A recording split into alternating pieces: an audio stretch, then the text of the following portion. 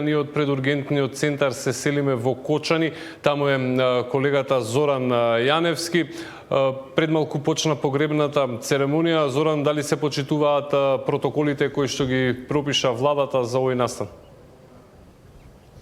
Да, Александар, пред малку на гробиштата во Кочани започна церемонијата за погреб на загинатите од пожарот кој што се случи во неделата рано наутро во дискотеката Пулс.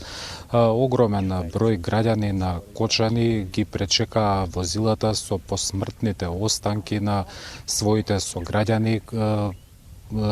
По текот на целиот пат се движеше поворката, возилата се упатија кон градските гробишта, каде што во тек е и последниот поздрав за загинатите во овој трагичен пожар.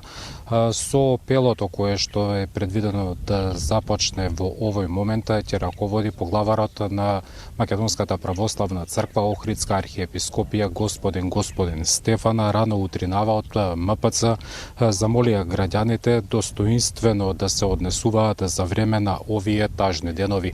Инаку погребни церемонии, освен во Кочани, има и во Штип, Пробишти, Скопје, каде членовите на бендот на ДНК кои починаа во пожарот ќе бидат погребани во Скопје и Струмица.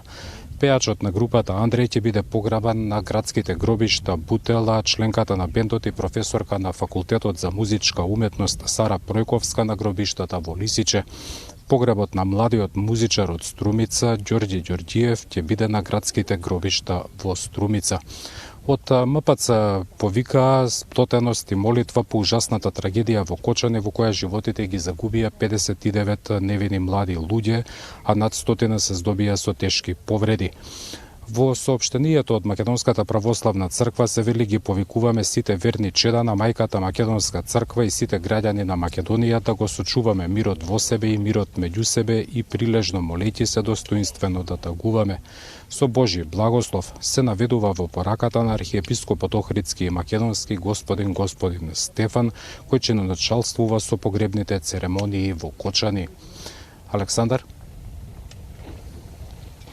Да, Зоран, ти благодарам за сите информации. Сакам само уште детали за истрагата. Можеш ли да соопштиш детали за тоа? Те молам, внимавај, треба да се поместиш доколку ме слушаш. Направи му место на возилото за брза помош. Очигледно имаме некој на кој што му е потребна помош.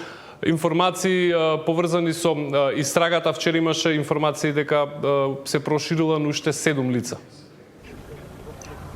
Да, вкупно од вчера осомничени за пожарот во Кочанската дискотека се 26 лица, откако во текот на вчерашниот ден обвинителството за гонење на организиран криминал и корупција поведе постапка против 7 полициски службеници кои биле вработени во СВР Штип и полициската станица во Кочани.